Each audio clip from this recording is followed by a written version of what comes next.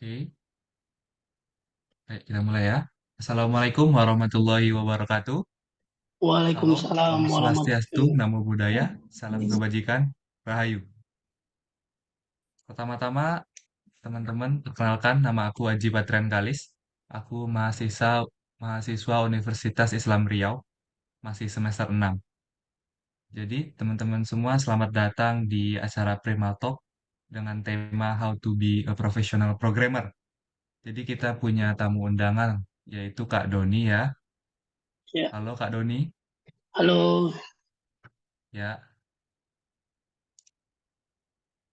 untuk teman-teman semua gimana yang lagi puasa, puasanya lancar atau gimana?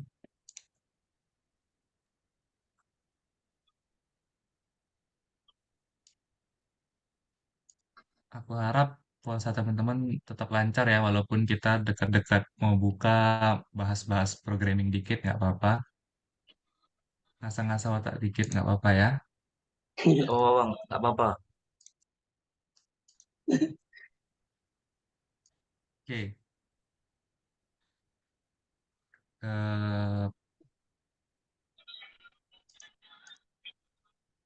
yuk kita mulai aja.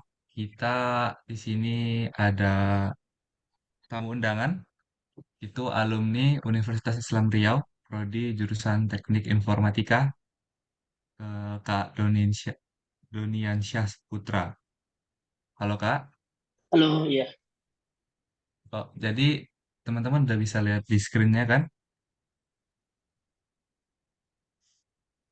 Jadi inilah segelintir pengalaman Kak Doni yang pertama pernah jadi web developer di PT My Boss Agilindo Group dari tahun 2016 hingga 2018. Terus Kak Doni juga pernah jadi iOS developer PT Mitra Kreasindo Jakarta dari 2018 hingga 2020. Dan teman-teman bisa baca ke bawahnya eh, dari di PT Vini Teknologi, Kak Doni juga pernah berpengalaman di sana sebagai iOS developer dari tahun 2020 hingga tahun 2021. Dan sekarang Kak Doni menjadi senior developer di PT Alphabet Digital Inovasi dari November 2021 hingga sekarang. Oke, Kak Doni udah bisa untuk share screen. boleh boleh. Ya,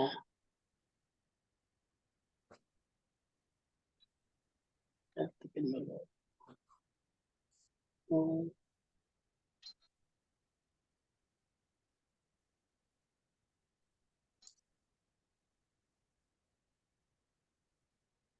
Udah kelihatan belum ya?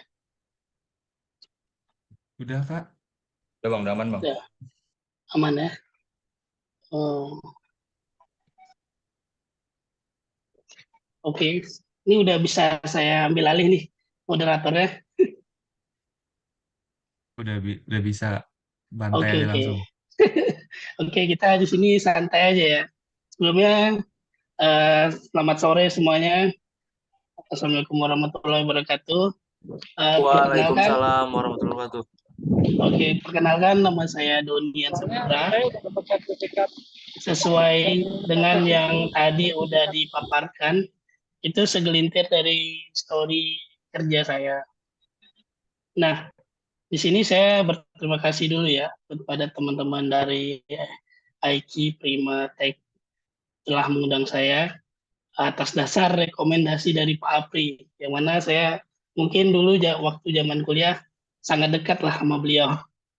Nah, kemudian diundang ke sini sama Fauzan ya, Fauzan atau siapa? Lupa. Iya, Pak. Ya, Bang, saya Bang berproses. Oke, thank you Fauzan.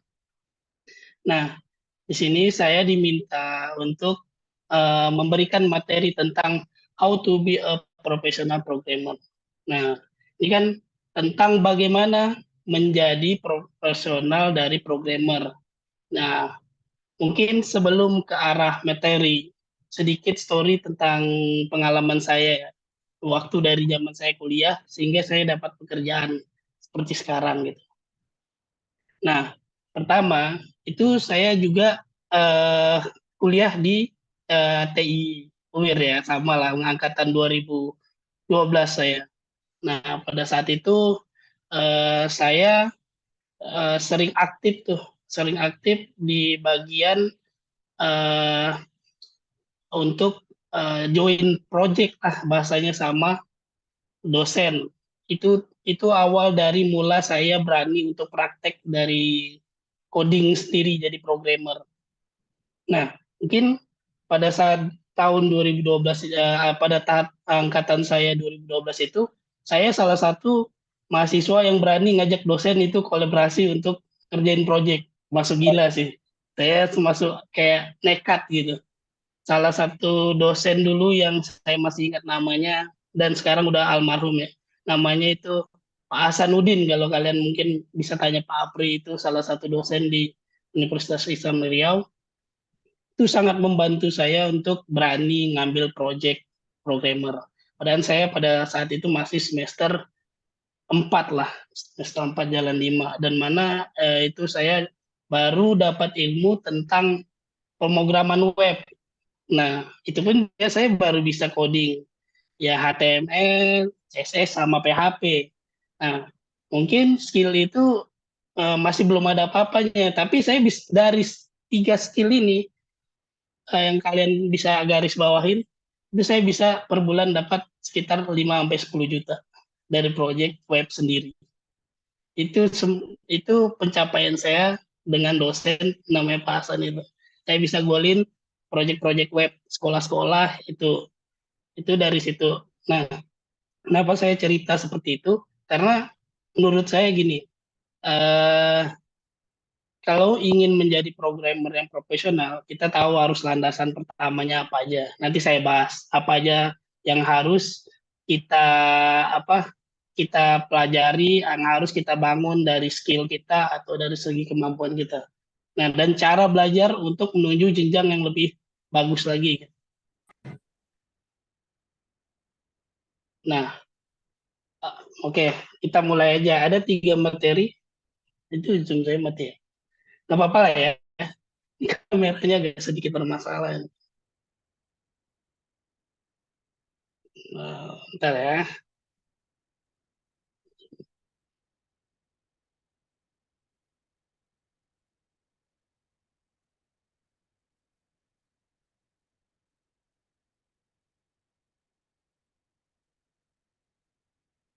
Tes, tes. Ini masih share screen kan ya? Iya, Masih ya? Atau masih bang.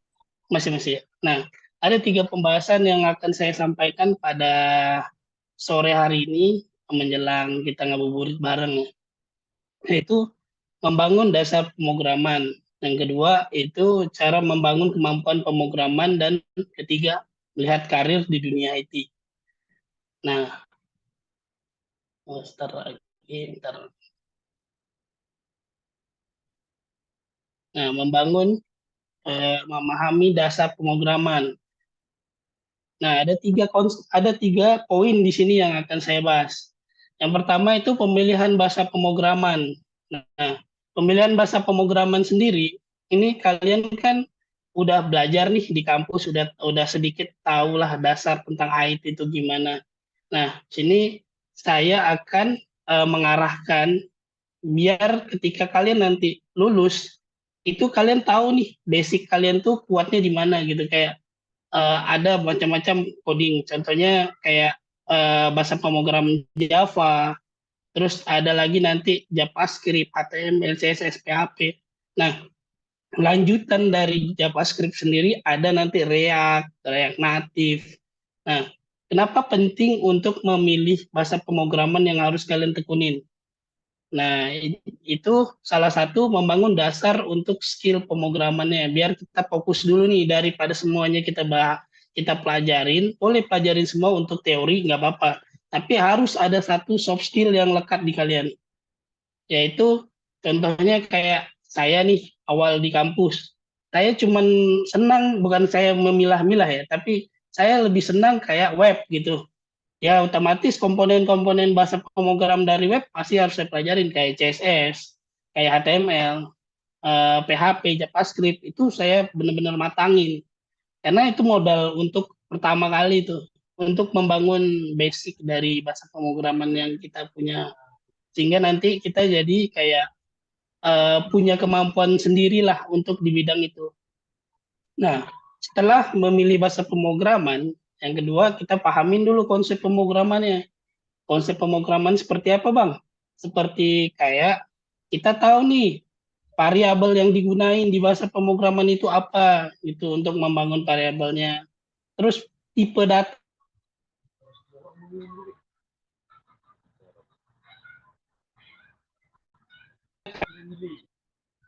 kayak string, integer gimana cara. Terus strukturnya kayak antara page itu gimana cara maintenance-nya. Terus fungsionalnya pakai apa? Arrow function kah atau apa. Nah, yang ketiga adalah kemampuan pemecahan masalah. Maksudnya ini problem solving. Problem solving itu ketika nanti kalian sudah bekerja atau mau bekerja, itu kan pasti dikasih tes gitu. Nah, kalian bisa asah kemampuan kalian dulu nih, pemecahan masalah nih, dari memperbaiki algoritma kalian, logik kalian. Nah, sehingga kalau kalian udah mempelajari kemampuan pemecahan masalah ini, kalian bisa memetakan itu masalah project yang gede atau masalah yang gede. Bisa dibagi-bagi per parts gitu kayak, oh gue harus ngerjain ini dulu, ini gue harus ngerjain ini dulu, aku harus ngerjain ini dulu gitu. Jadi kayak udah tahu nih nanti bugs-nya di sini, ini bugs-nya di sini, udah tahu titik-titik bugs-nya di mana. Ini bisa diasah kok. Ini kemampuan problem solving ini sangat penting menurutku dari segi skill di dunia IT. Karena kalian bisa asah dengan salah satu contohnya web yang bisa kalian pelajari ya untuk kemampuan ini. Hackerrank. Hackerrank. Mungkin kalian bisa searching Hackerrank, kalian belajar di situ. Nah, nanti kalian mau masuk tes pun ke kantor-kantor atau di mana perusahaan besar pun ada yang pakai itu karena logiknya nggak jauh beda dari situ karena dia pakai dasarnya dari situ. Nah, setelah kita memahami dasar pemrograman, terus kita harus tahu nih dasar pengembangan kemampuan pemrograman. Nah, saya bagi tiga. Saya bagi tiga. Pertama itu struktur data dan algoritma. Nah, struktur data di sini kalian harus bisa mengelola data yang diberikan ketika kalian nanti bekerja. Data misalnya, tolong dong buatin aplikasi ini berdasarkan data ini gitu. Nah, kalian buat tuh kayak di kampus tuh kan kalian udah belajar kayak redundant data, entitas. Nanti kalian rancang dan di satu lagi ini ada dan algoritma. Algoritma itu kayak lebih ke logiknya, logik kalian untuk membangun sebuah program. Kan saya rasa dua ini harusnya jadi materi kuliah bukan? Kayak struktur data dan algoritma.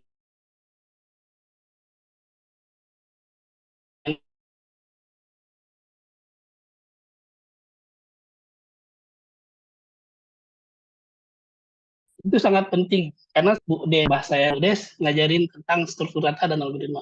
Nah, itu kepake pas zaman saya, pas ketika kita kerja nanti. Karena kita harus membuat data yang rapi, yang nggak boleh redundant. Nah, kita harus bisa membuat logiknya, membuat query-nya yang benar, gitu gimana.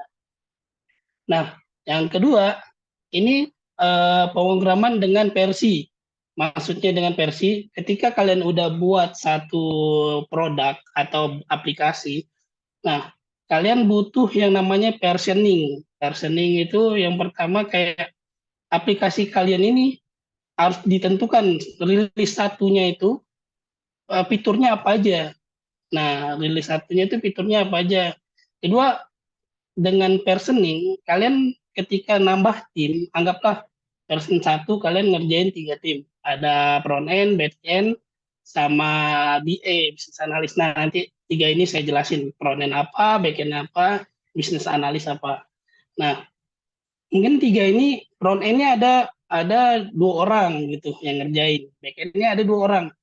Nah, dengan adanya versioning ini, kalian bisa memetakan nih kayak eh, ternyata fitur A, B, C itu dibangun oleh sama anggaplah saya dan Fauzan gitu. Nanti masuk lagi itu satu lagi siapa?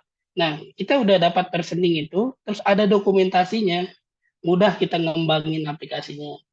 Nah, yang ketiga itu siklus pengembangan. Nah, ini termasuk dengan dokumentasi tadi. Siklus pengembangan tadi itu kayak untuk dokumentasi secara codingan lah. Untuk pengembangan jika nanti kita naik version, kita harus ada pengembangan cara ngoding yang mudah dipahamin oleh tim-tim kita. Nah, itu bisa dinamakan dengan pattern code. Nanti pattern code itu, apa pattern code itu? Dasar dari membuat suatu codingan. Gitu. Nah, nah, kita masuk ke tools dan teknologi. Nah, ini mungkin kalian udah paham lah dengan istilah IDE, Integrate Development Environment, lebih kayak tools kita oh, untuk ngoding. Yang biasa sekarang dipakai itu adalah Visual Studio Code. Kenapa Visual Studio Code sekarang lagi naik daun? Yang ini logonya logo Visual Studio Code ya, yang atas, yang ini. Terus yang sebelahnya ada IntelliJ. Visual Studio Code ini kenapa sekarang lagi marak-marak lagi naik daun? Karena dia free, tapi juga useful gitu. Banyak library yang bisa kalian install. Mau kalian ngoding backend, IPA, yang buat IPA itu bisa pakai Visual Studio Code ini, generate-nya. Nah, IntelliJ juga sama seperti Visual Studio Code, cuman IntelliJ ini lebih banyak berbayar. Kayak dia kita mau upgrade library ya harus bayar. Nah, yang ini dapat ini Android Studio. Android Studio ini gunanya untuk compiler untuk membuat sebuah Android. Ini kode kode translator juga, tapi dia punya fitur untuk mendesain aplikasi. Kalau kalau tadi Visual Studio Code itu cuman bisa nge-build terus dijalankan di browser. Harus ada thread partnernya, kayak ngejalaninnya harus di browser. IntelliJ juga begitu. Nah, kalau Android Studio enggak, dia punya emulator sendiri atau dia bisa join ke device. Nah, dan logo yang ini yang sebelahnya Android Studio ini ada namanya Xcode. Ini untuk iOS. Mungkin nggak tahu ya, sekarang udah dipelajarin Xcode atau enggak di kampus. Ini agak agak spesial sedikit nih untuk Xcode sendiri karena tidak bisa di Windows karena dia harus di MacBook MacBook karena ini punyanya Apple. Nah, ini bahasa pemrogramannya kalau Android Studio itu pakainya Java atau Kotlin, kalau ini pakainya uh, Swift atau Objective-C. Nah, tools ini biasanya yang sering dipakai nih di dunia kerja nih paling empat ini. Nah, yang ini buat apa?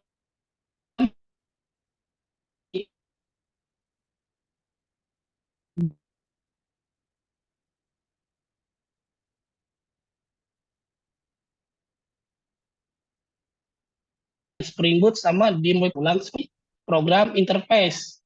Nah, mungkin nanti kalian kalau udah yang ngembangin Java, yang udah belajar Java, kalian bisa belajar tuh di internet gimana sih buat apa sih API. API itu nanti digunakan untuk uh, kita membuat satu aplikasi itu harus ada koneksi ke server, nggak bisa langsung tembak ke server. Mungkin kalau sekarang yang dipelajarin itu pakai XAMPP kali ya, XAMPP langsung tembak, terus bisa buat database di situ. Buat sebenarnya realnya nggak seperti itu sih. Bisa juga sih pakai hosting, tapi kebanyakan kalau kita mau jadi profesional programmer itu kayak dituntut bagiannya tertentu tuh front end sendiri, back end sendiri, terus nanti back end yang berurusan sama server, yaitu dia menggunakan Spring Boot ini untuk membuat suatu API. Dreamweaver ini untuk ngelola database. Ini controllernya database gitu. Nah, database sendiri yang sekarang masih terkenal tuh masih Oracle. Oracle juga masih bisa pakai SQL. Nah, database yang sering digunain. Terus MySQL juga masih, MySQL Server. Postgre, ini mungkin yang dari antara tiga ini yang mungkin bisa diekspor. Ini ada MySQL sama Postgre. Karena free. Kalau Oracle, mungkin kita bisa belajar sintak-sintaknya kayak query-query-nya, tapi tidak bisa install secara free gitu, karena harus berbayar. Biasa kalau perusahaan sih udah ada sih. Biasa kalau kalian masuk perusahaan, kalau misalnya kalian new apa baru ya gitu, baru masuk di perusahaan, kalian biasa diajarin tuh sama seniornya kalau seandainya kalian terminat ke bagian back end, itu nanti diajarin cara pakai Oracle-nya gimana, terus buat buat DB-nya gimana, database-nya gimana. Nah, di sini oh, ada development basic dan framework. Nah, development basic itu yang tadi Java. Ini ada tiga logo ini saling berkaitan, HTML, JavaScript, sama CSS. Nah, yang di bawah ini untuk membuat mobile, Swift. Swift tadi nyambungnya ke sini, ke Xcode. Dan satu lagi nih React. React itu untuk bisa membuat web juga dan bisa membuat aplikasi mobile juga. Nah, dari tools ini yang kenapa saya paparkan tiga, ada aplikasi Java, HTML, Swift, dan React. Ini yang biasanya dipakai di dunia kerja tuh, yang sering banget dipakai.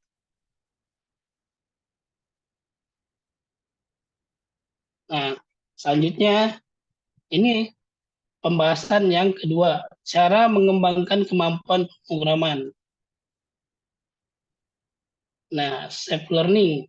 Pertama itu coding bootcamp. Coding bootcamp ini apa nih Bang? Coding bootcamp itu seperti kalian kuliah juga. Cuman bedanya coding bootcamp ini lebih ke praktek banyaknya. Intensnya lebih ke praktek.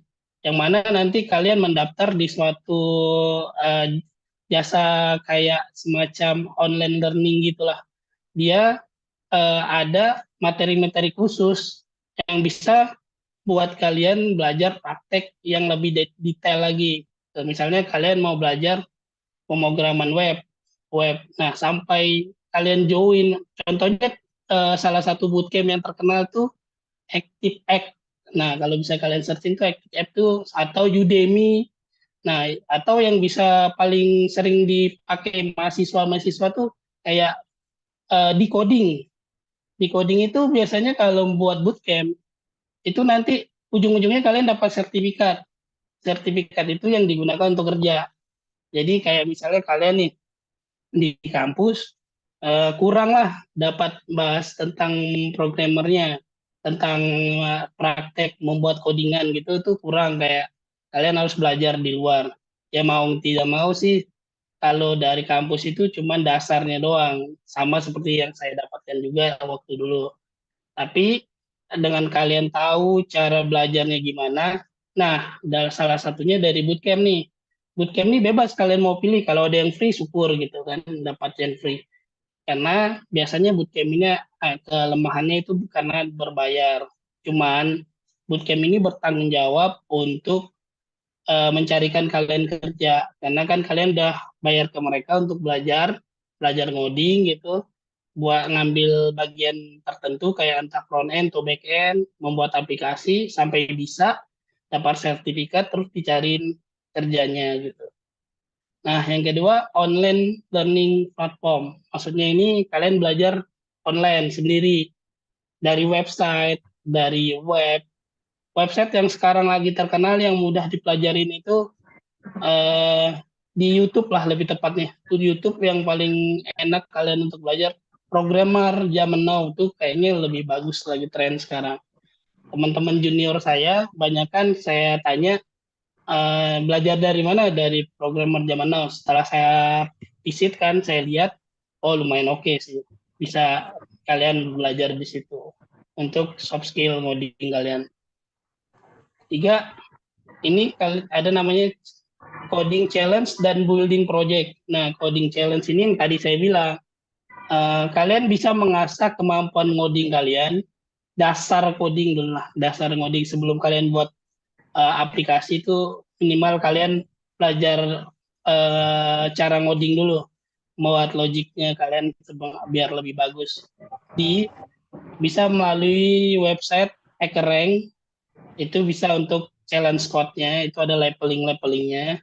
Terus kalau untuk building project ini kayak saya ceritain tadi, saya di semester 3 itu nekat untuk ngajak salah satu dosen untuk collaborate dan buat project kecil. Kenapa saya ambil langkah itu? Karena gini, menurut saya kapan lagi kalian memanfaatkan ilmu kalian? Kalian udah kuliah nih capek-capek ngambil IT. Terus kalian nggak tahu tujuannya buat buat apa gitu.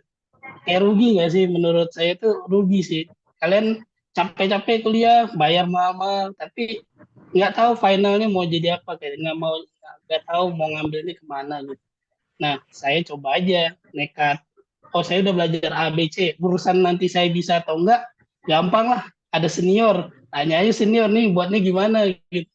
Nah, itu intinya kalian bukan saya ngajarin gini. Kalau ada peluang kalian ditanya sama orang, eh, bisa buat project nggak? Buat web? Jawab aja bisa. Nanti kalau ngerjainnya gimana itu urusan nanti. Nanti tanya dulu ke siapa, ke dosen, ke senior. Bisa bang? Enggak bang. Buat begini. Nah itu. Terus ini ada step selanjutnya tentang training dan certification. Nah, certification ini kayak pelatihan lah, pelatihan khusus bagian coding. Tadi di coding. Nama tempat sertifikasinya di coding. Nanti hasil dari kita sertifikasi ini kita dites nih. Misalnya kita udah jago ngoding Java gitu, sampai selesai di ngoding Java, dikasih challenge, dikasih soal. Nah, kalau kita bisa lewatin semua, kita dapat sertifikat, sertifikat, sertifikat spesialis di bagian Java gitu. Kalau kita daftarnya Java. Nah, ini internship dan work experience. Ini lebih ke magang, magang atau kerja praktek.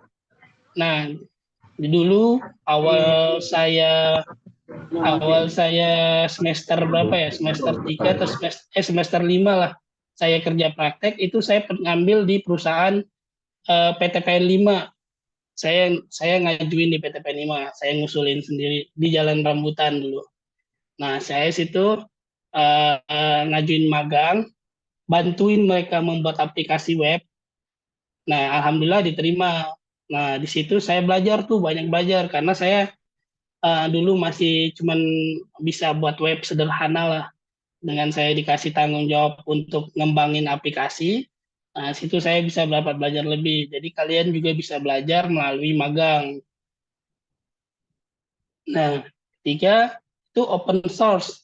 Open source ini kalian mungkin udah tahu Git kali ya, udah tahu GitHub, GitLab. Nah, GitHub itu sama GitLab sama aja sebenarnya, cuman lebih banyaknya di GitHub itu banyak yang open public, yang biasa codingan yang dilempar di GitHub itu bisa kalian kembangin lagi tuh jadi aplikasi. Kayak contohnya di GitHub itu kalian mau buat aplikasi apa absensi gitu, absensi. Nah, kadang ada yang ngajak join buat ngoding bareng. Nah, di situ kalian bisa download, bisa ngepool codingannya, terus kalian juga ikut collaborate di situ. Atau yang kedua, kalian bisa buka Stack Overflow. Stack Overflow itu eh, untuk mencari bugs lah. Kalau untuk dunia kerja nanti kalian juga bakal nemuin jika kalian ada dapat bugs dan kalian bingung cara gunainnya, biasa kalian nujunya ke Stack Overflow. Nah, Stack Overflow sendiri itu sebenarnya juga open source karena dia minta bantuan juga untuk orang lain yang udah berpengalaman nyelesain nyelesain codingannya dia. Nah, part ketiga. Ini yang lain pada ngantuk belum nih? Paparan saya nih. Atau masih nangkap nih? Masih nangkap ya? Agak agak Masih santai nggak aja. apa-apa. Nanti di terakhir-terakhir saya tunjukin codingannya gimana. Nah, kita eh, bicara tentang karir di dunia IT ya. Pada pengen kerja di dunia IT semua nggak nih? Yang lain nih? Pada pengen Iya. berkarir di dunia IT semua nggak? Ya bang, pengen bang. Pengen bang, Iya pengen. bang. Pengen, pengen ya. Nah, ini sebelum kita masuk ke pembahasan, sebenarnya saya sengaja ini taruh di terakhir karena ini paling penting. Ini kalian bisa menjadi patokan, kalian mau fokus kemana. Mungkin gini ya, yang saya baca dari semua mahasiswa mau teman-teman saya di angkatan, saya juga paham lah semuanya nih tentang karir di dunia IT. Ada yang ngeluh ke saya kayak gini, gimana caranya ya mau jadi kerja di IT tapi nggak bisa ngoding gitu.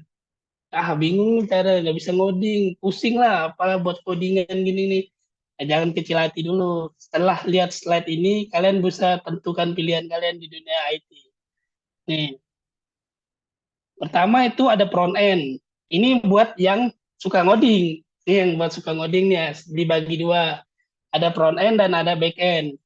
Nah, ini yang front end ini biasanya tugasnya itu adalah membuat UI, tampilan buat aplikasi yang untuk bisa dilihat sama user pengguna. Kayak nanti dijelasin lebih lanjut job desk-nya dia apa. Back end ini yang orang yang tidak mementingkan UI sebenarnya, tapi dia yang bertugas untuk mengelola data, ngasih data ke server, ngirim data ke server, dan orang yang paling urgent tempatnya. Karena kalau seandainya dihack, kalau seandainya datanya jebol, orang yang paling dicari itu backend. Karena di backend, kalau security-nya nggak aman, itu perusahaan bisa rugi parah. Karena kebocoran data bisa dapatnya di backend. Salah satu keamanan yang paling vital itu di backend. Terus tadi kan saya bilang kenapa kalau nggak suka ngoding gimana bisa nggak berkarir di dunia IT? Bisa. Ada namanya quality assurance atau QA. Tugas ini di antara programmer paling gampang lah menurut saya untuk cewek-cewek lebih tepatnya. Karena cewek-cewek itu biasanya nggak suka ngoding, sukanya buat dokumen doang ya kan.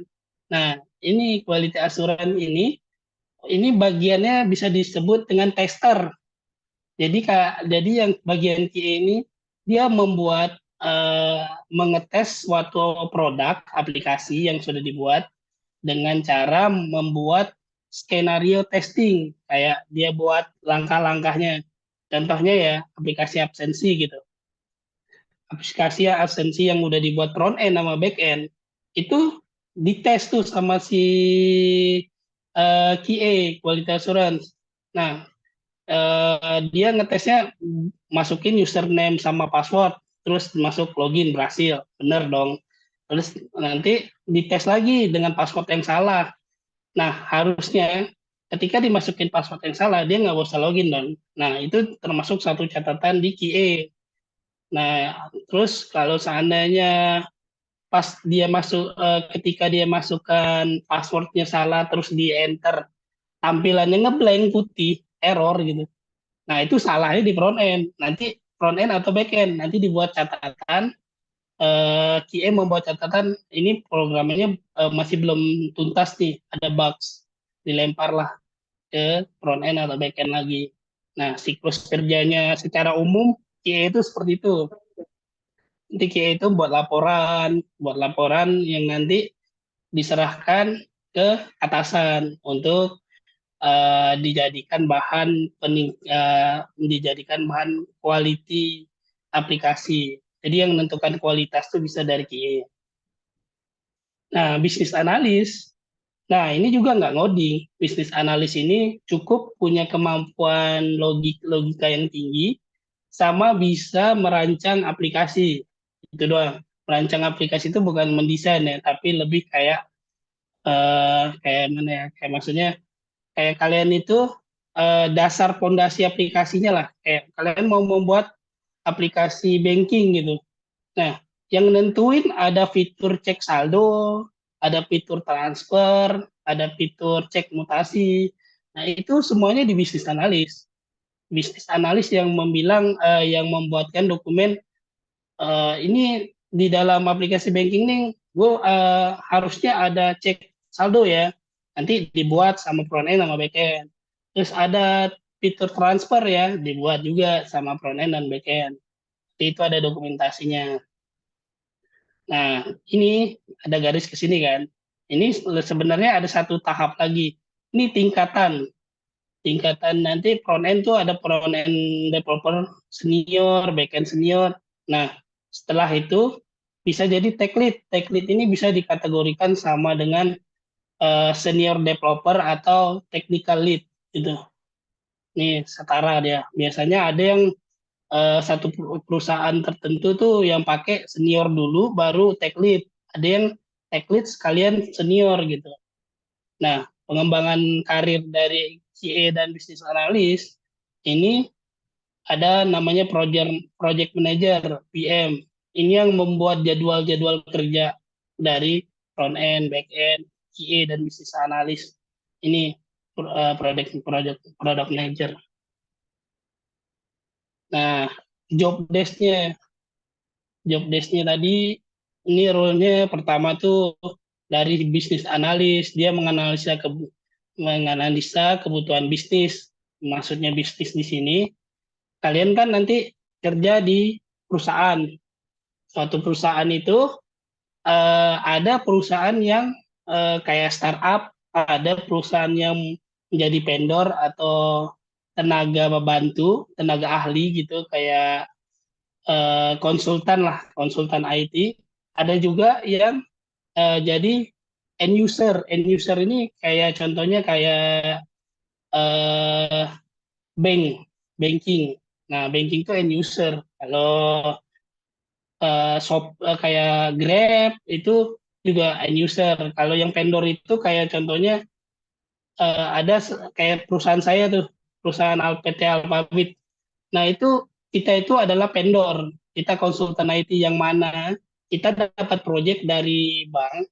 Nanti kita yang buat sistemnya, kita kasih ke bank. Itu vendor. Nah, vendor itu juga sama. Dia harus punya bisnis analis juga.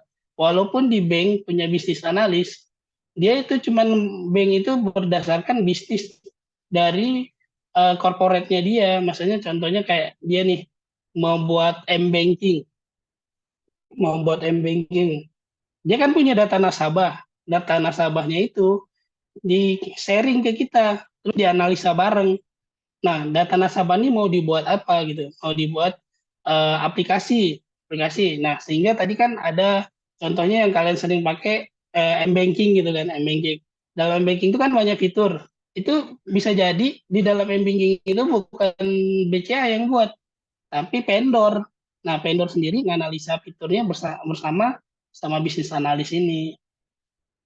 Nah, nanti bisnis analis ini memaparkan semua kebutuhan fitur-fitur, merancang proses bisnisnya. Kalau seandainya nanti ada problem, bug, dan lain-lain, ketika diskusi, nah bisnis analis yang carikan solusinya.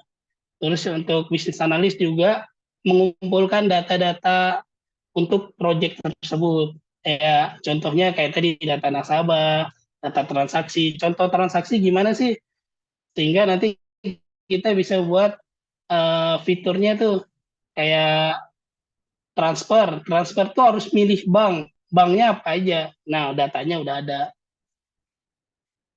Terus menyusun dokumen.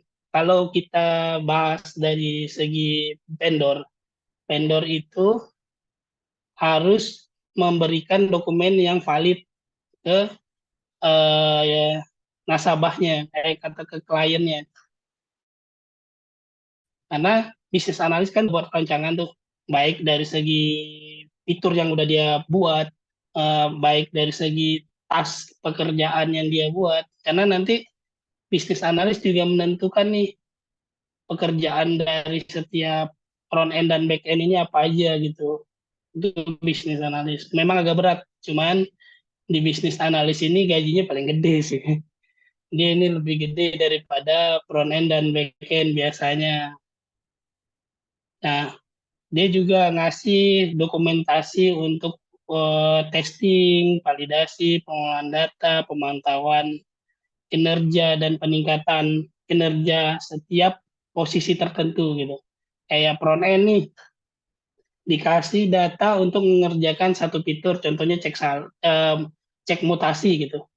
Nah, nanti front end ini membuat tuh tas-tas yang harus dikerjakan. Nah, karena dia bertanggung jawab untuk pengembangan UI, antar muka pengguna ini interface ya. Nah, dia harus buat websitenya yang responsif ketika dipakai di nasabah. Dia harus bisa dijalan di layar-layar tertentu. Terus kalau diminta untuk membuat mobile, nah dia buat aplikasi mobile eh, yang mudah digunakan, sama customer. Terus selain buat, jangan nggak bisa juga asal buat. Nah, kita mungkin bisa buat website nih, tapi kita juga harus memikirkan kalau misalnya website kita taruh gambar-gambar semua kan ngelotnya berat tuh. Nggak bisa kita taruh gambar-gambar semua, kita harus mikirin website ini gimana caranya jalannya cepat. Kenapa kalian lihat website banking itu nggak banyak desain? Karena dia mengutamakan kinerjanya optimal dulu, baru desainnya. Nah itu, kecuali dia punya server yang gede, ya nggak masalah lah. Nah, terus job desk-nya frontend apa lagi bang? Ini integrasi ke backend. Integrasi ke backend,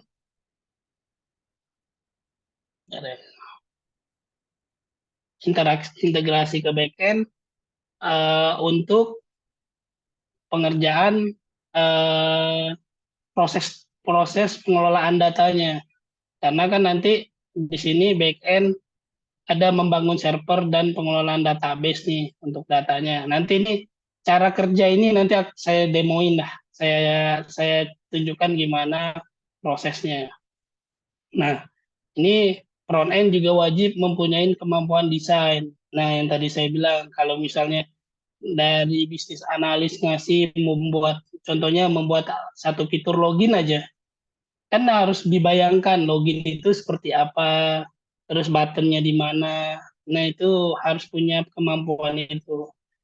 Terus selain ngebuat coding tadi, front end juga harus punya keterampilan membuat codingan yang mudah dikembangkan atau mudah dibaca sesama tim. Nah, ada namanya pattern codingan. Pattern itu dasar dari ngoding bareng gitu.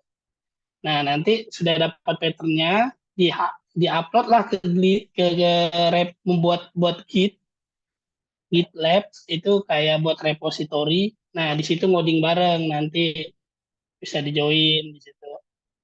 Terus yang ketiganya backend. Backend ini dia tugasnya itu mengembangkan server. Kenapa mengembangkan server? Karena tadi front end nggak boleh langsung nembak server karena resiko terlalu besar.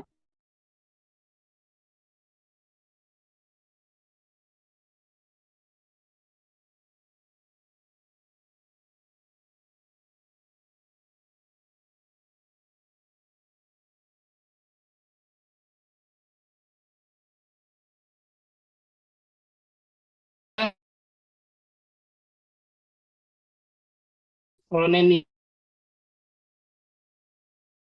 orang front end dan back end bentuknya proses aplikasi itu harus bisa dimatengin. Terus keamanannya, optimalisasi sama integrasi dengan sistem lain ini contohnya kayak backend ini membuat laporan join ke PDF. Misalnya dia generate jadi dokumennya generate jadi PDF.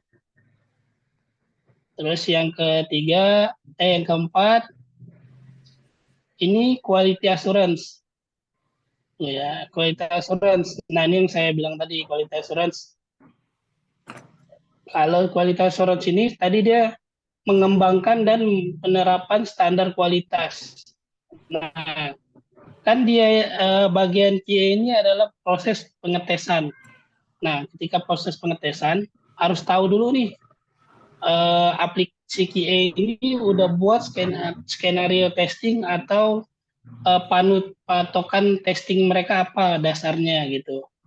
Nah, tentunya dikasih dari bisnis analis. Bisnis analis kasih, terus QA-nya ngetes, sehingga kalau seandainya aplikasi lolos dari bugs, itu bisa dibilang sudah mengikuti standar kualitas. Nah, terus ada nanti kan sudah pengujian tadi kan, pengujian terus dia juga bertanggung jawab untuk pelatihan karyawan. Maksudnya karyawan di sini, contohnya kita sama klien bank, kayak bank banking lah, kayak BCA atau Permata gitu. Nah, dia kan kita kan jadi vendor nih, kita udah selesai testing, tentu hasil testing kita harus kita samain sama ya pelatihan karyawan. Jadi cara menggunakan aplikasi itu dia harus paham dan dia yang bakal nanti trainingin karyawan-karyawan tempat kita jual produk atau jual aplikasi gitu. Terus yang ketiga, QA juga memantau proses proses pembuatan aplikasi, proses produksi aplikasinya. Nah, nanti si QA ini ngecek nih di front end dan back end sudah selesai sampai sejauh mana. Kalau seandainya nanti pasti mereka front end dan back end ini udah selesai buat aplikasi, nanti kan dites. Ternyata masih ada bugs, dibalikin lagi ke front end dan back end. Nah, nanti dipantau lagi sama mereka udah sejauh apa pengerjaannya, bisa dites ulang atau enggak. Nah, kan ini ada nih pengelolaan perubahan. Ini untuk tes tes ulang aplikasi lah. Nah, selesai masa pengetesan dan pelatihan, QA juga harus buat laporan. Nah, laporan aplikasinya sudah dites sepalit apa, terus kualitasnya segimana, terus resiko bugnya ada berapa banyak. Nah, itu. Terus QA juga bisa analisa nih. Kenapa QA dituntut bisa analisa? Karena ada kemungkinan misalnya di fitur transaksi ya, contohnya di m-banking gitu. Mungkin kita bisa pada saat ini kita nggak bisa transfer ke eh, misalnya ada satu bank dia belum bisa transfer ke Oppo gitu, kayak e-money belum bisa ke e-money atau dompet lain apa dompet digital lainnya. Nah, itu mungkin ada chance. Oh, ternyata ini bisa ditambahin. Fitur ini tolong tambahin dong. Kayaknya ini bisa dimanfaatin deh untuk buat fitur baru gitu. Nah, itu analisa dari QA atau QA ngomentarin bentuk posisinya dari button. Misalnya kita buat login nih, buttonnya di atas. Kata QA, oh buttonnya harusnya di bawah dong. Ini nggak sesuai, nggak cocok. Nah itu QA bisa. Ataupun pas pada saat login ternyata tampilannya nggak sesuai, bisa komen juga. Nah mungkin eh, itu aja paparan untuk materi hari ini. Mungkin kita akan masuk fase diskusi kali ya, diskusi. Nah, ada yang ingin ditanyakan dari materi yang tadi yang saya jelaskan, sekiranya yang belum paham atau gimana? Saya serahkan ke moderator. Oke, makasih Kak Bang Doni. Ya. Tadi sih di tengah-tengah penjelasan Bang Doni ada yang nanya Oh, eh, apa? dari Lutfi Zulfian. Kalau full stack itu berarti bekerja sendiri atau ada timnya lagi? Oh, kalau full stack, nah tergantung. Kalau full stack itu tergantung perusahaannya. Biasanya kalau perusahaannya itu skalanya besar, itu nggak bakal kerja sendiri. Kerja sendiri mungkin dari segi ngodingnya, ngoding ngoding dari awal apa ngebangun sistemnya. Mungkin iya. Kalau full stack itu yang biasa disebut full stack, dia menguasain front end dan back end.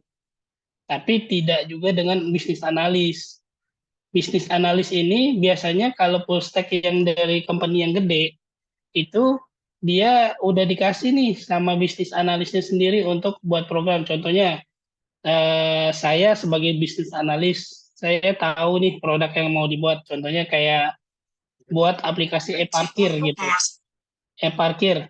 Nah, saya serahkan ke apa? Ke full stack. Tolong dong buat nih website aplikasi e-parkir. Dia kan kalau dari perusahaan gede itu dapat dokumentasi full.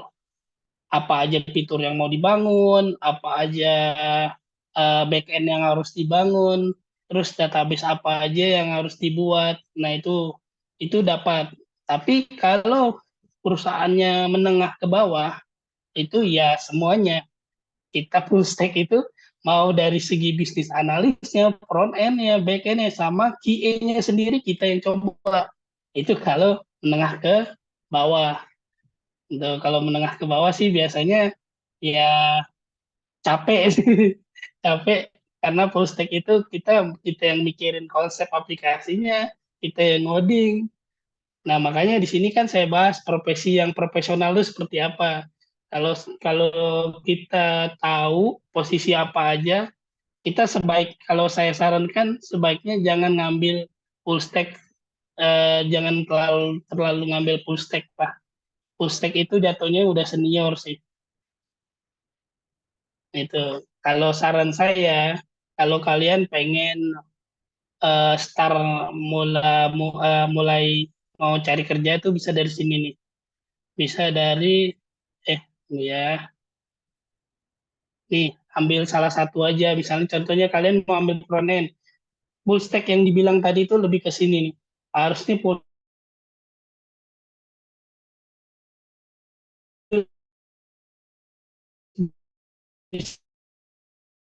bisa jadi tech lead karena kan ini memang kalau full stack itu gaji salarnya lumayan besar. Nah, tapi tanggung jawabnya juga gede, bukan hanya ngebuat codingan dari awal, tapi juga harus bisa membuat dokumentasi yang bagus. Contohnya yang kayak tadi nih, yang BA buat, ini kan ada nih. Nah, ini harus bisa, keempat ini harus dikuasai nih semuanya. Jadi full stack gitu sih.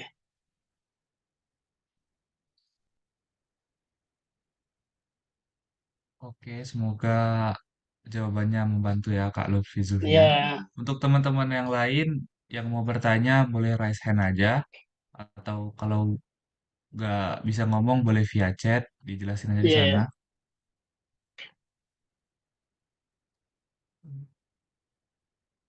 Oke, itu ada yang mau nanya tuh.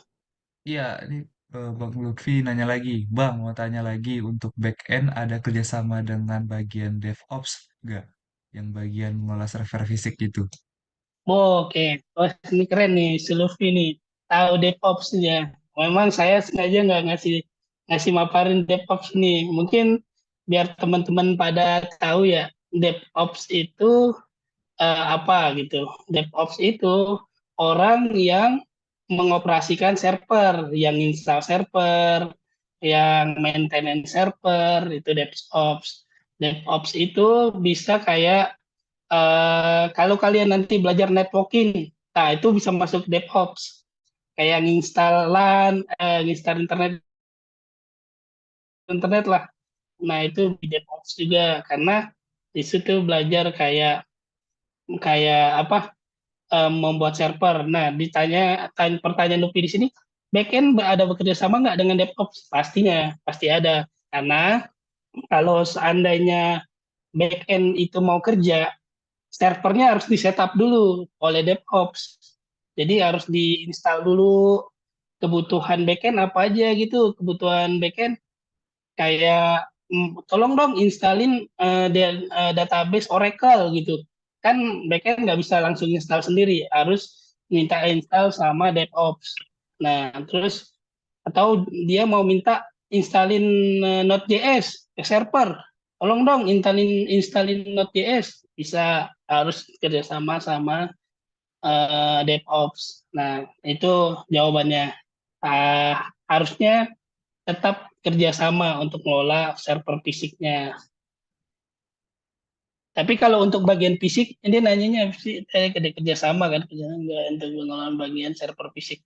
Oh, salah saya. Ini dia nanya untuk mengelola data server fisiknya. Kalau fisik sih enggak. Backend jarang untuk ngotak-ngatik fisik dari servernya. Itu lebih ke DevOps saja. Jawabannya sih enggak sih, Luffy. Nah, siapa tuh? Si ini mau nanya nih. Si Fauzan. Fauzan mau nanya Fauzan. Nanya apa Fauzan? Ya, Ya, izin ya Bang nanya Bang. Oke. Eh, dari tadi kan yang Abang papar ini kan kelihatannya nih hard skill ya Bang. Mm-mm. Eh, Soft skill perlu nggak sih Bang untuk di dikuasain juga untuk seorang programmer seperti public speaking, Oh, leadership, oke. mengelola manajemen time, gitu sih Bang. Terima kasih. Oke. Bagus. Oke, akan saya jawab. Kalau ditanya soft skill perlu nggak Bang? Perlu banget. Karena apa? Ini larinya ke sini. Kalau soft skill di bawah ini. Ini antara dua ini nih. Soft skill itu sangat penting karena bisnis analis kalian harus bisa interaksi ke klien. Kalian harus bisa ngomong tentunya.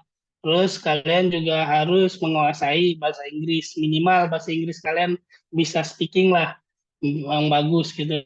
Terus eh, apalagi nanti kalau kalian kan pertama dari bisnis analis nih, terus kalian mau jadi project manager lebih parah lagi. Itu kaitannya sama klien-klien. Kalau contohnya di perusahaan abang ya sebagai vendor, itu kan apa customernya kan banking gitu. Nah, project manager ini selalu ngadain meeting nih. Aplikasi yang pengen dibuat dari bank itu kan harus didiskusikan. Nah, pentingnya project manager itu dia selain jadi ketua di timnya, di tim front end back end itu juga harus bisa menghandle klien. Nah, kan handle klien harus bisa ngomong, public speaking harus bagus. Nah, itu sih Nopal. Kalau Fauzan pengen apa yang bisa barengan dengan soft skill itu bisnis analis atau project manager itu maupun front end sebenarnya juga penting sih, tapi front end sama back end tuh kenapa saya nggak mendominankan front end dan back end untuk public speaking? Karena mereka ini posisi dua ini sebenarnya intinya lebih ke ngoding gitu. Kalaupun untuk public speakingnya dia agak sedikit kurang lah. Contohnya kayak saya sebenarnya juga nggak bisa juga lampau public speaking baru sekarang aja saya belajar untuk public speaking. Karena biasanya yang get ke klien itu adalah project manager. Itu sih. Terus ini di chat ada yang nanya lagi. Mungkin ya. Iya, ya ada dari Ida Rama Terima Bang. kasih Bang. Oh ya Bang, mau Oh nanya iya ya. kesalahan yang paling sering dilakukan dan ditemukan oleh programmer itu apa aja? Oke. Tadi yang mau nanya di sini bentar ya.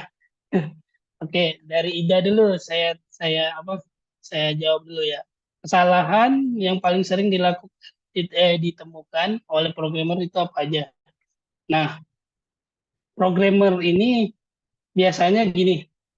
Kalau dulu ya, saya merasakan waktu saya masih kerja di Riau, itu ruang lingkup pemikiran dan teknologi saya kebatas. Kenapa saya bilang kebatas? Karena di Riau saya jarang menemukan klien atau orang yang minta buatkan aplikasi ke saya itu yang sangat kritis gitu tentang cara ngoding saya. Nah, kebanyakan programmer itu lupa cara ngebenerin cara ngoding yang baik gitu. Cara ngoding yang baik itu gimana? Contohnya bebas dari bugs pertama, terus codingannya rapi, terus eh, buat dokumentasi. Dokumentasi itu harus penting. Terus yang ketiga, eh, selain dokumentasi, program yang dibuat itu eh, nggak boleh harus optimalisasi kerjanya harus tinggi. Nah, itu yang sering lalai di programmer adalah cara ngodingnya. Itu paling banyak sekali saya temukan ngodingnya itu masih berserakan lah, logiknya berserakan gitu. Terus masih sering ada bugs karena di tesnya nggak signifikan gitu. Di tesnya cuman yang penting jalan udah gitu. di Pekanbaru juga juga dulu gitu. Saya padahal buat web nih di mata klien udah bagus karena dia nggak ngetes sampai intens kan. Nah, ketika nemu bugs, terakhir baru nemu bugsnya, baru komplain gitu. Nah, padahal kan harusnya dites dari security-nya, aman tidaknya, codingannya bagus tidaknya. Terus optimalisasi kerjanya websitenya tersebut, kalau misalnya buat website. Itu sih ide. Jadi kayak eh, kesalahan yang sering ditemukan tuh lebih kayak cara ngoding yang belum rapi, yang nggak sesuai pattern. Dan jarang sekali ada programmer yang rapi membuat dokumentasinya. Kadang kan juga malas lah, udah nyimpan di file, ngapain lagi buat dokumentasi. Padahal itu sangat penting dokumentasi. Belajar ngebuat dokumentasi. Nah, itu. Oke, ada lagi. Oke Bang, Eh, tunggu ya Han. Aku dulu mau nanya Han. Awas mau nanya loh. Isinya Mau bang, demo Boleh, juga. boleh. nanya bang. Oke, Eh, ini Bang Dode, aku mau nanya. Kan oke. Bang ini kan udah berpengalaman ya di dunia kerja. Kalau di dunia Ya, kerja itu, kalau kita ngoding itu lebih banyak kita start from scratch dari nol atau masih ngambil-ngambil kode gitu, Kak? Atau benar-benar kita nah, ngoding dari halaman kosong atau kita ngambil kode kerangkanya, ngambil dulu baru dikembangin lagi sesuai permintaan. ya. Nah, ini pertanyaan yang bagus. Nah, ada dua tipe cara ngoding yang dua-duanya itu benar. Dua-duanya yang disebutin benar. Ngambil dari codingan terus digabungkan dengan codingan yang sudah ada gitu. Dari kebanyakan sih kalau seandainya yang udah berpengalaman dia ngodingnya dari nol. Kenapa saya bilang dari nol? Karena gini, kalau kalian membuat dari nol, itu kalian udah tahu pattern codingan kalian. Pattern itu maksudnya dasar ngodingnya. Contohnya penyusunan folder. Kayak kalian, contohnya saya contohin kayak di bagian website ya. Itu ada kalau saya ada 4 folder wajib. Pertama config, yang kedua itu komponen, yang ketiga itu adalah controller, yang keempat itu adalah eh, routing. Nah, itu udah rapi, harus dirapiin. Nah, setelah itu udah jadi, nah kalian mau ngambil dari luar, kayak misalnya contohnya kalian bingung nih, cara ngebuat pet guard-nya gimana, cara buat untuk login gimana. Boleh kalian ambil dari luar, tapi pakai style coding kalian. Jadi kalian ngambil di luar, tapi kalian terjemahin dengan cara ngoding kalian. Kenapa kayak gitu? Kenapa saya nggak nyaranin nggak nyaranin langsung copy paste. Kalian harus pelajarin dulu karena ketika kalian nanti dapat bugs atau error, kalian paham nih, oh errornya di mana gitu. Itu sih. Jadi kayak gitu jawabannya. Oke, oke, makasih Bang. Oke, Yuk ini Rehan, Rehan. Rizky Pratama, dipersilahkan.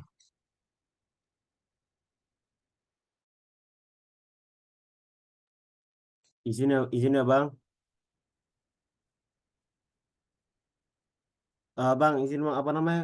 Kalau uh, Oke. masalah soal game dev tuh dia masuk mana bang? Di front end atau back end atau yang lain? Soal game. Oh, oke.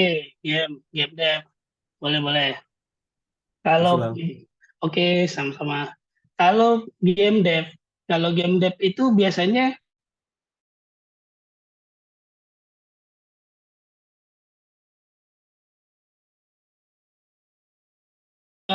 masuknya karena kan yang nyusun bagi untuk visualisasinya. Visualisasi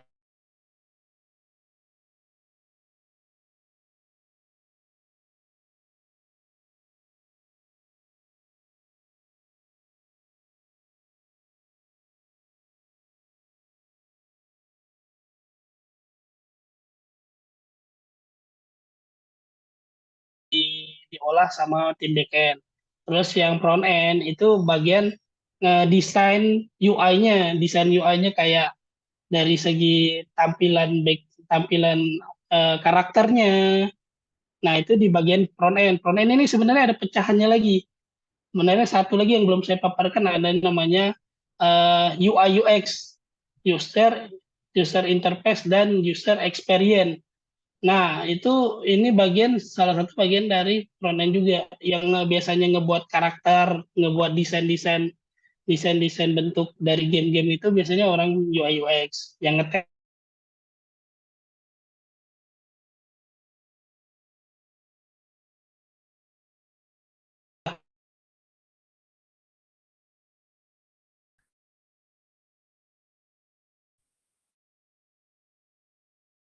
Nah, ketika orang back, nah itu Unity itu juga programmer itu dibagi dua, ada yang bagian backend, ada yang bagian front end.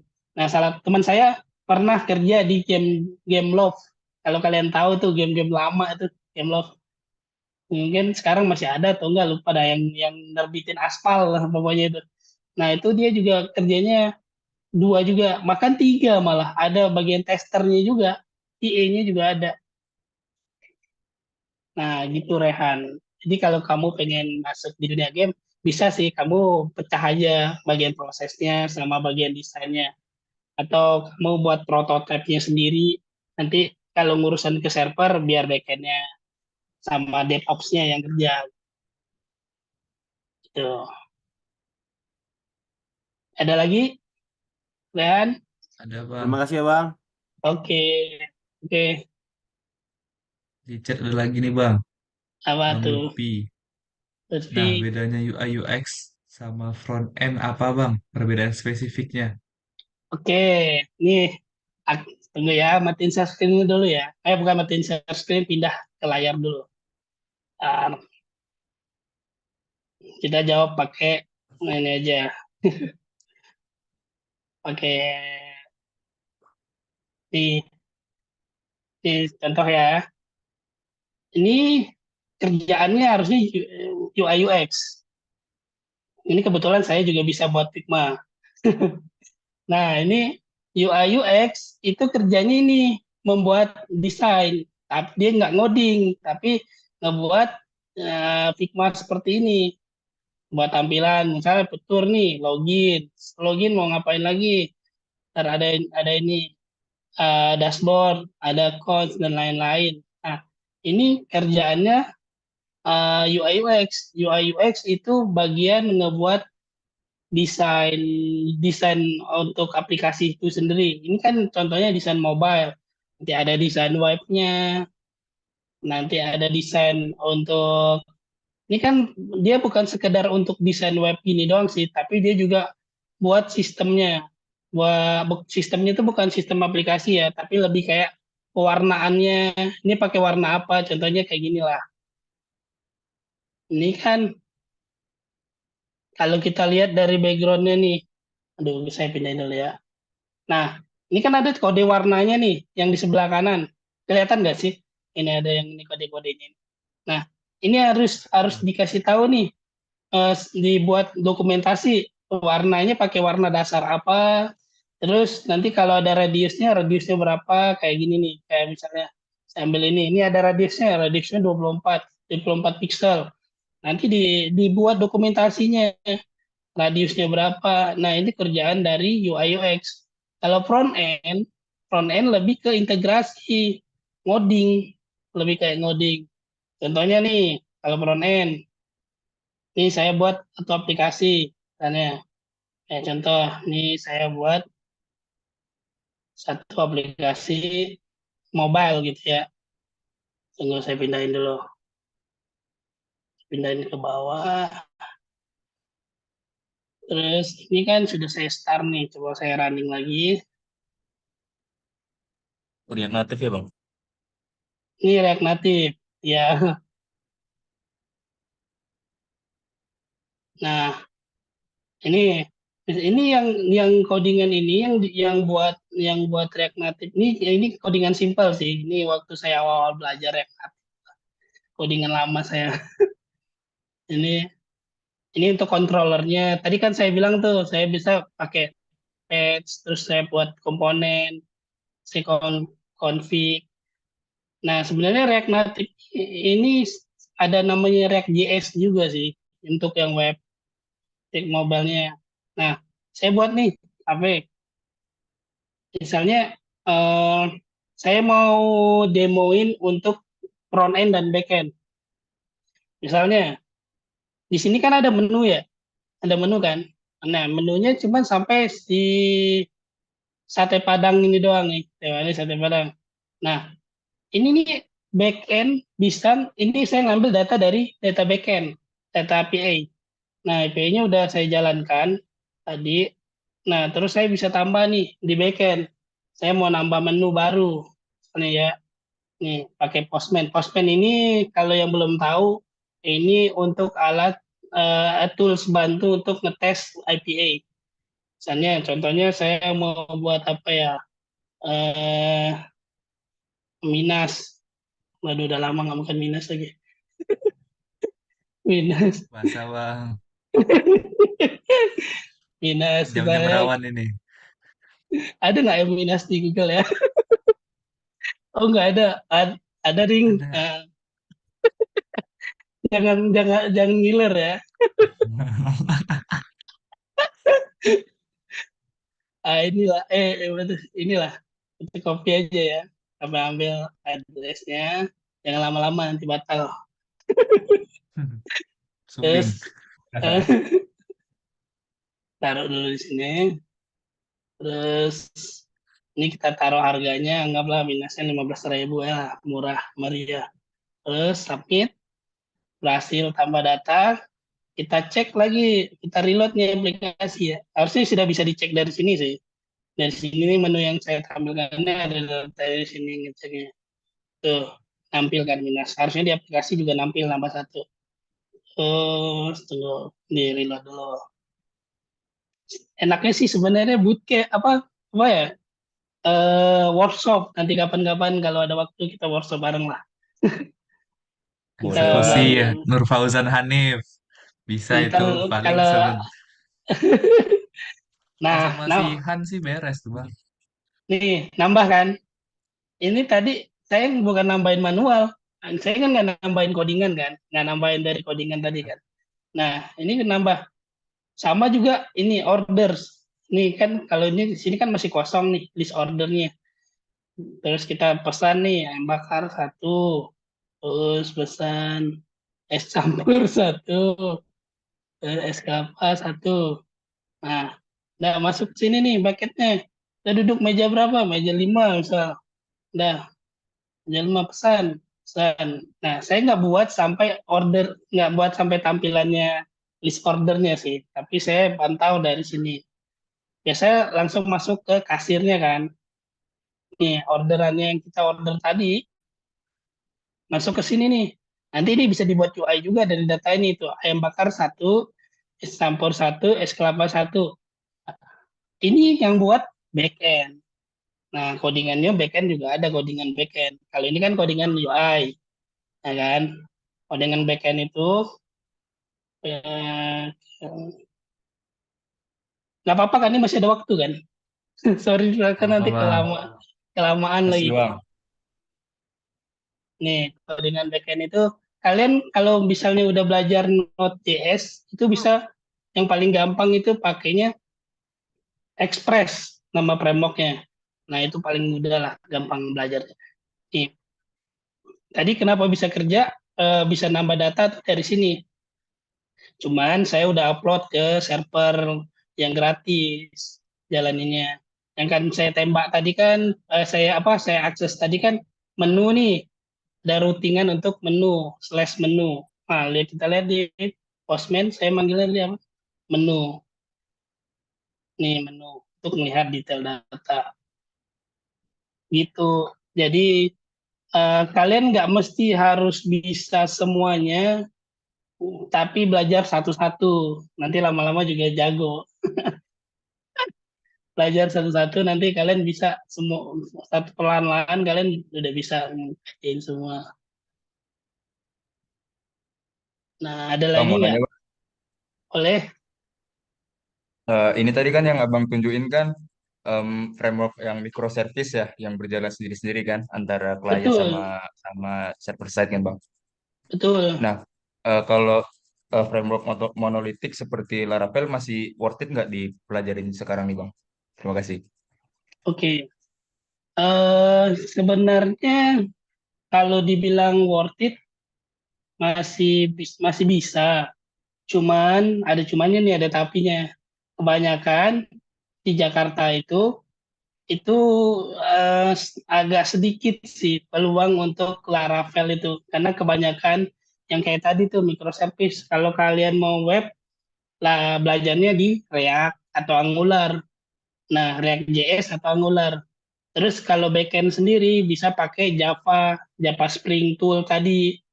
Nah, atau kalau mau kalian misalnya nih, kalau Java kan nyebrang nih sama React kan nyebrang.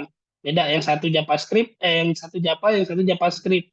Kalau biar sama-sama keduanya JavaScript, itu kalian ambilnya Express, Node.js. Nah, jadi sama-sama JS gitu. Kalau Laravel sekarang mungkin masih bisa dipakai untuk backend, tapi lebih ke eh, aplikasi mobilenya tuh kalau nggak salah namanya Flutter. Nah, tuh biasanya Flutter komennya ke Laravel. Tapi Laravelnya bukan untuk web ya, untuk ini doang, untuk servisnya doang, backendnya doang. Nah, jadi jawabannya sih masih worth it, tapi lebih banyak peluang di yang ini tadi. Kenapa tadi sini ya? Mana tadi? Nih, kenapa ini Abang paparkan? Nah, ini karena ini semua yang di sini nih yang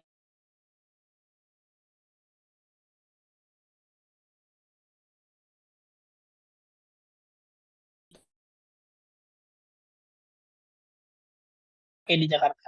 Ini Serati, React juga kan, JavaScript. Nah, itu. PHP kenapa saya nggak begitu singgung?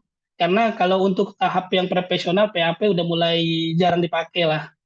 Ada tetap yang pakai, tapi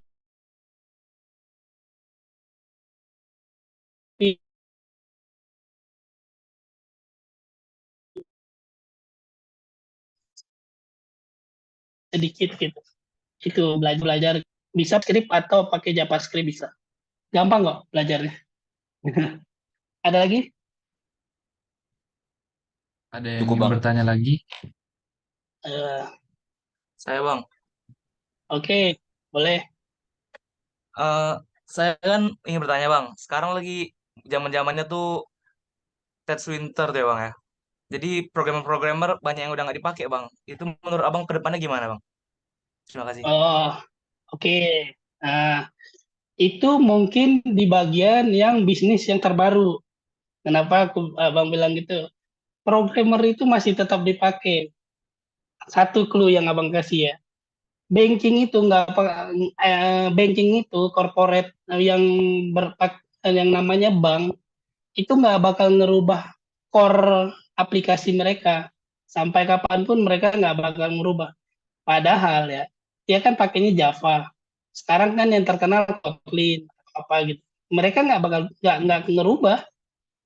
Kalaupun mereka mau nih pakai yang teknologi terbaru atau pakai AI lah sekalipun, itu pasti di produk yang baru. Jadi artinya kita yang programmer masih tetap dipakai gitu. Itu sih jawabannya. Jangan takut di Jakarta masih masih pakai kok, masih masih aman. AI juga nggak semuanya bisa cover. Oke, makasih Bang.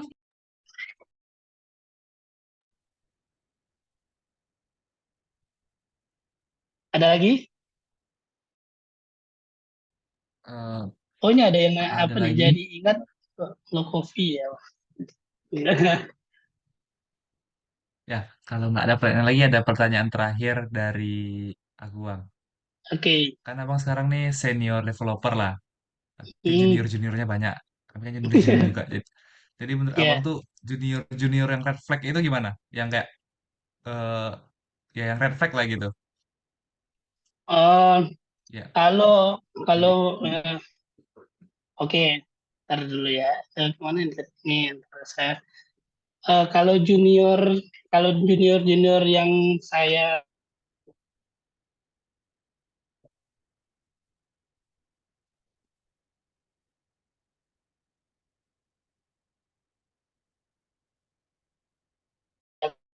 Jakarta ya, maksudnya itu mereka malah banyak malek dari bootcamp. Dan saya juga heran sih. Kantor saya kan memang kayak milihnya juga kadang kan yang penting bisa ngoding gitu kan. Cuman satu yang perlu kalian garis bawain, kalian jangan putus asa kenapa kalian kok yang belum kuliah, yang nggak kuliah bisa dapat kerja bang di Jakarta gitu. Masuk aja gampang jadi bootcamp.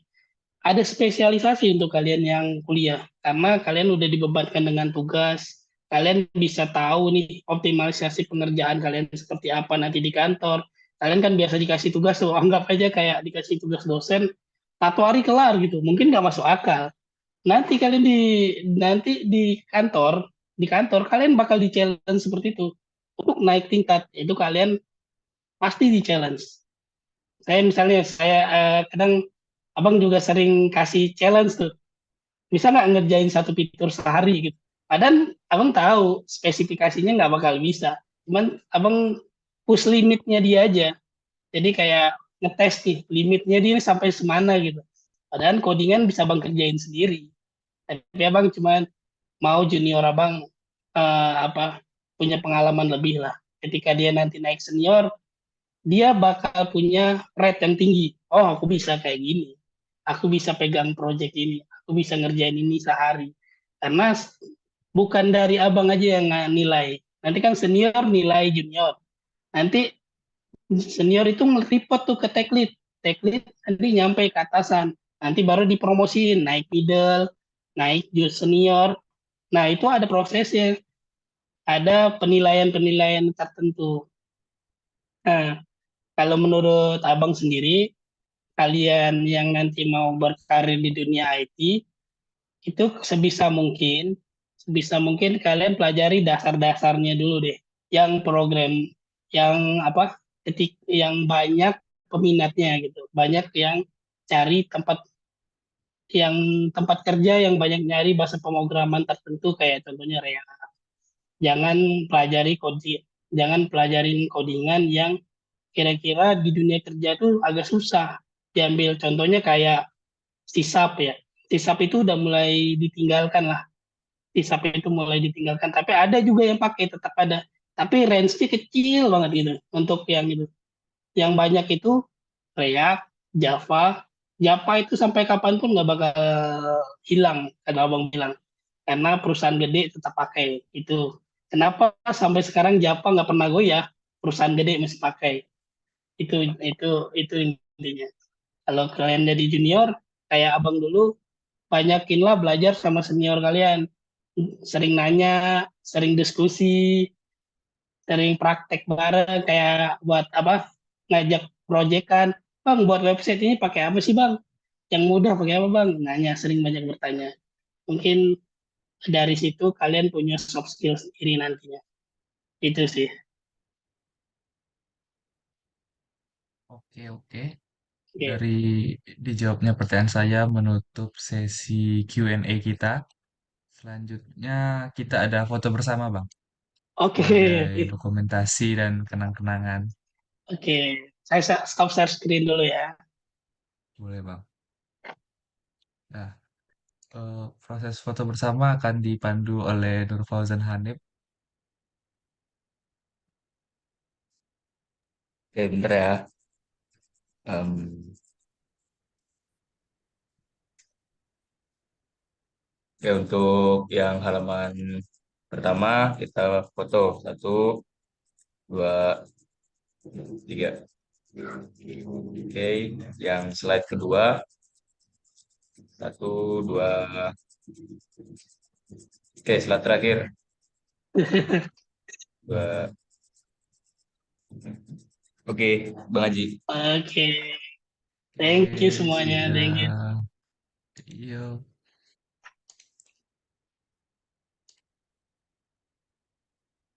Oke, sudah foto bersama. Terima kasih Bang Doni, ilmunya banyak Iya. banget. Yang jarang-jarang sih kami dapat narasumber yang kelas senior developer gitu. Padahal abang sendiri di universitas. Ya kapan-kapan lah. Kalau seandainya nanti balik ke Riau, kita ngobrol bareng. Kalau bisa ngadain workshop bareng lah. Nah itu Boleh Bang. bagus sih, Fauzan.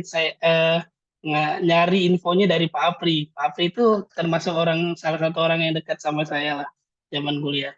Masih banyak lagi kok senior-senior kalian yang di Jakarta, masih banyak yang bagian back end, bagian project manager. Mungkin kan dari sisi abang kan senior developer nih.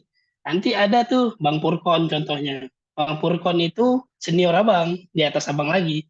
Dia project manager. Ada Bang Ivan. Ivan itu bagian project manager juga. Nah, ada Akbar. Akbar itu bagian backend. Kebetulan abang banyak ngebawa alumni UIR ke Jakarta. Salah satunya abang banyak tuh yang masukin dia ke Jakarta. Karena abang lihat potensi kan. Kayak dulu zaman abang kuliah, yang mana nih yang pengen mau belajar gitu, yang berani berani untuk keluar dari zona nyamannya. Kalau di Riau masih zona nyaman menurut abang. Dulu abang di Riau itu menurut abang menguasai website kayak Laravel itu udah paling oke lah gitu. Udah paling bisa buat segalanya gitu. Sampai abang di Jakarta, abang kayak orang bego. Udah nggak ketinggalan zaman banget. Git nggak tahu, GitLab nggak tahu, cara kolaborasi kerja nggak tahu. Nah, mulai dari awal lagi. Sampai abang dikasih kepercayaan jadi iOS developer. Nanti kapan-kapan abang bahas iOS developer. Karena kan nggak ada di mata kuliah kalian kan. Kalau kita mau workshop iOS developer boleh nanti. Atau workshop React boleh. Oke, Kabarin aja bang kapan-kapan. kalau di PKU bang kita buat hackathon. Oke, oke, siap-siap. Ditunggu bang. Kalau si Han ini udah berapa kali bikin workshop deh bang. Kepalanya tuh bikin workshop terus bang. Bagus, bagus. Justru itu saya sangat support ya. Karena orang-orang seperti Hans ini yang peduli sama teman-temannya. Karena menurut abang gini, dulu abang punya cita-cita kayak Hans gitu ngadain, undang siapa. Cuman abang kan keterbatasan abang banyak praktek di luar gitu, nyari project di luar. Sehingga abang Cuan. cari cuan, kebanyakan cari cuan. Nah, satu sih pesan abang untuk kalian yang ada di sekarang ini. Kalian kan nanti bakal ngalamin buat skripsi ya. Untuk teman-teman semua bakal buat skripsi. Nah, catatan abang, kalau bisa skripsi kalian buat sendiri, cari bahasa pemrograman yang paling mudah aja, yang bisa kalian kuasain untuk jadi skripsi. Kenapa abang bilang buat sendiri? Itu buat kenang-kenangan kalian dan soft skill kalian. Ketika kalian cabut keluar dari universitas, kalian udah punya bekal. Minimal kalian bisa buat website lah. Itu paling minimal banget. Nah, itu yang saran. Kenapa waktu abang jadi aslab, jadi seni, waktu udah selesai kuliah pun abang banyak bantu teman-teman abang. Karena abang pengen jangan ada terpaksa masuk di IT ini. Karena banyak ya manfaat. Salah satu dari gaji. Gaji kalian, gajian kalian pasti mau kan beli mobil, beli rumah dari gaji. Ini abang spill aja ya. Boleh lah di sepal sepil bang. Sepal sepil Nih, dikit nggak apa-apa. nih abang spill Motivasi ya. bang sebagai motivasi. Oke, oke, abang spill nih gaji junior. Abang kan tahu kan dari abang waktu itu. Sekarang itu gaji junior di Jakarta itu paling kecil 6.500.000. Paling kecil di luar tunjangan. Itu gaji junior. Gaji senior itu Hmm. sekitar 8 sampai 9. Nah, gaji senior, aduh gaji abang dong, itu bisa di angka 15 sampai 17 juta. Boleh tuh boleh. Nah, itu belum lagi kalian dengan kalau kalian dapat produk project di luar, kan kalian bisa ngambil project di luar. Itu Mengejar dolar ya bang ya. nah, itu banyak banyak lah. Kalian nggak mesti harus kerja perusahaan juga nggak apa-apa. Tapi kalau abang, kenapa abang kerja di perusahaan? Karena banyak ilmu yang abang cari gitu. Maksudnya start di awal tuh untuk cari ilmu dulu. Ketika abang udah komplit, udah bisa semua, baru pelan-pelan lah mau buka usaha sendiri untuk buat software development gitu. Siap. Oke, Agensi sendiri ya bang ya. ya itu cita-cita sih. Semoga aja bisa suatu saat nanti. Amin amin. Kalau PM ada yang nanya tuh, tapi jadi PM memang pusing bang, banyak yang handle. Iya, benar. Tapi pusingnya dia gajinya 2 digit, dia puluhan. Sama projectnya pusing. Iya, tapi dia insentifnya gede loh. PM itu pun insentif paling gede. Dia dapatnya kalau project selesai dapat lagi insentif PM itu Hmm, banyak double-double dia. Pokoknya gaji paling statement tingkatan tuh banyak. Yang jelas tadi yang tapi salah satunya. tapi kalau untuk sampai ke project manager tuh harus ngerasain yang bawah-bawahnya dulu nggak, Bang? Atau Betul, betul harus betul ngerasain ya? yang bawahnya. Nggak mungkin kita dari Oh, awal awam kan langsung jadi project manager itu sangat tidak mungkin sih. Tapi kalau ya seandainya oke. kita udah intinya kita udah nguasain QA sama bisnis analis saja, udah pasti jadi PM. Itu jalurnya kan tadi udah Hmm, Bang jelaskan kan, bisnis ya, analis, sudah. PM, bisnis analis QA jadi PM. Oke, bentar lagi kita buka puasa. Terima kasih untuk semuanya. Iya. Nanti kita Untuk ngobrol-ngobrol teman-teman, bareng lagi. oke Bang, untuk teman-teman jangan lupa diisi link presensinya ya di chat udah ada. Jangan lupa juga follow Instagram IQ Primatek karena kedepannya bakalan ada acara-acara seperti ini yang bermanfaat. Mungkin dari sepil tadi mungkin bakalan ada workshop lagi. Jadi teman-teman pantengin aja Instagram kita. Eh, ada tambahan? Nur Fauzan Hanif. Cukup Pak Haji, moderator. Makasih ya Bang Doni. Oke, Oke, Infonya. sama-sama, Uzan. kasih banyak Bang Doni. Oke, Sekian dari saya. Mohon maaf kalau ada kesalahan. Wassalamualaikum warahmatullahi wabarakatuh. Terima kasih kawan-kawan. Waalaikumsalam. Terima kasih semuanya.